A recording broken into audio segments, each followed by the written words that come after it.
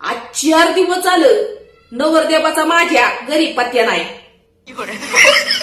गेल्या त्यांच्या बहिणींकडं रक्षाबंधनला. मग मी इथून फोन केला आणि त्यांना काय म्हणलं, अव या की आता घरी, किती दिवस राहायचं पाहुण्यांच्या दारामध्ये.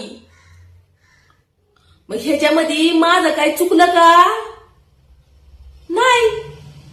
मग ते काय म्हणतात मला तिकडून, मला अजिबात फोन बिन करू नकोस, राहू दे मला 4 दिवस सुखा समाधानाने. हाय का आता म्हणजे हिथं काय मी त्यांच्या डोक्यावरती दुःखाचा डोंगर दिलाय वे. येऊ दे घरी, चांगली त्यांची सोय लावती. तिथं बहिणींच्या जीवावरती लय चरा चरा बोलायला लागल्यात मला.